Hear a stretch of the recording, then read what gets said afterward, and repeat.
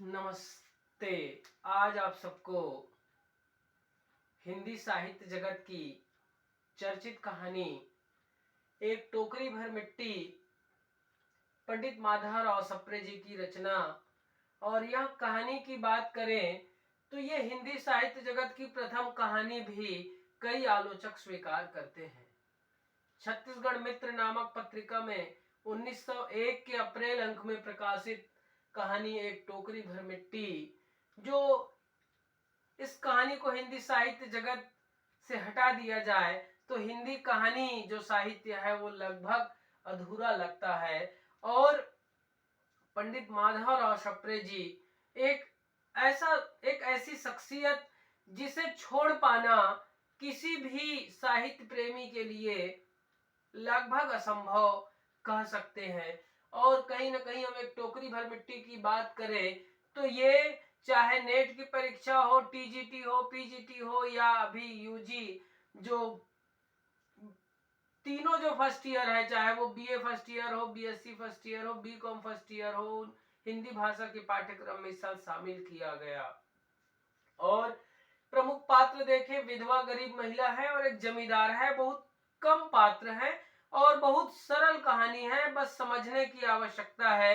कहानी की शुरुआत होती है, एक जमींदार है और एक जमींदार के जो क्षेत्र के बीच में एक विधवा गरीब महिला की झोपड़ी है, लेकिन वो जमींदार चाहता है कि वो महिला उस झोपड़ी को छोड़ दे, जिससे वो जो जमींदार है वो अपने पूरे क्षेत्र में अहाता का निर्माण कर सके, बाउंड्री का निर्माण कर सके। लेकिन वो महिला बार बार जब ये महिला को ये डांटता है कई प्रकार से, वो मतलब साम दाम दंड भेद अपनाता है। पहले वो शांति से समझाने का प्रयास करता है कि आप यहाँ को छोड़ दीजिए, यहाँ मैं अहाता निर्माण करना चाहता हूं। इस प्रकार से जब वो बताता है तो महिला मना कर देती है साफ साफ।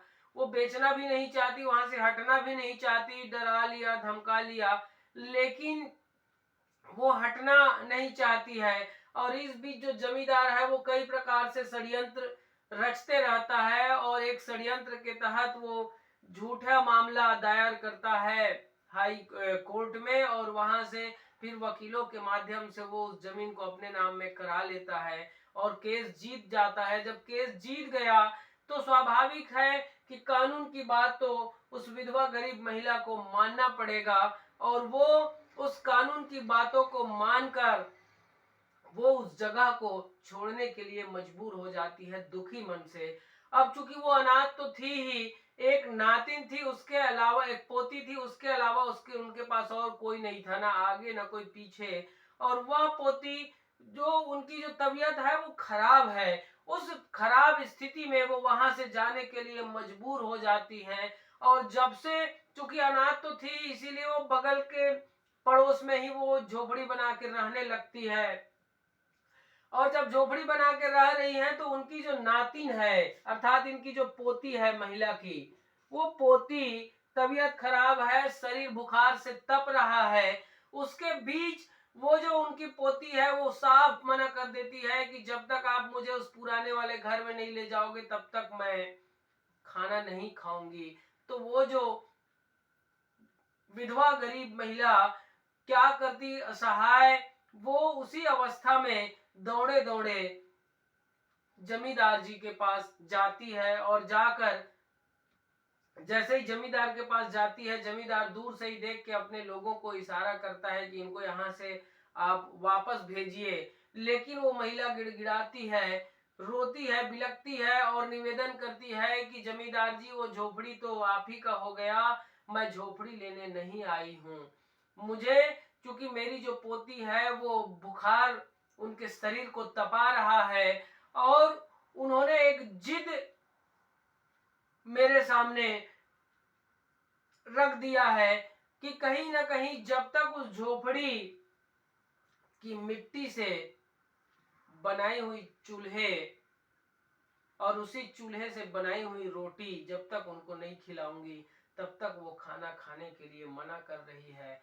बहुत निवेदन करती है, तब वो जमींदार जी भी थोड़ा से पसीजता है, उनको भी दया आती है और वो तुच्छ समझ के कहता है कि ठीक है ले जाइए करके वो आदेश दे देता है। और जैसे ही आदेश देता है वो विधवा गरीब महिला एक टोकरी मिट्टी भर लेती है।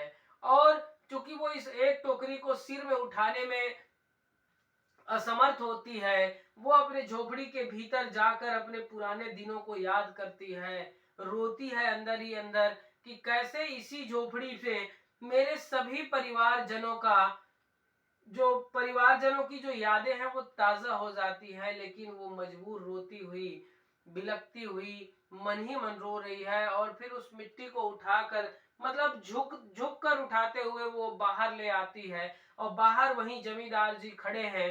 जमींदार जी जब खड़े हैं तो वो विधवा गरीब महिला कहती है कि महाराज अगर इस टोकरी को उठाने में मेरा सहयोग कर देते तो इसको मैं अपने सिर पर रखकर सकुशल घर चली जाती, और जितनी जल्दी पहुंचती उतनी जल्दी मैं इस मिट्टी से चूल्हा बनाऊंगी और उसी चूल्हे में फिर आग जला के रोटी बनाऊंगी और उसी रोटी को खिलाऊंगी मेरी पोती को, तो वो खाएगी और जब खा लेगी तो उनकी तबीयत सुधर जाएगी महाराज। इस प्रकार से वो मना करती है। तो जो मतलब बताती है, तो जमींदार है वो पहली बार में तो मना करता है, लेकिन ये बहुत निवेदन करती है तो जमींदार जी मान जाता है कि चलो मैं उठाने में सहयोग करूंगा। तो वो साधारण से एक हाथ से उठाने का प्रयास करते हैं, लेकिन वो टोकरी उनसे उठती नहीं है, एक हाथ से भारी उनको लगता है।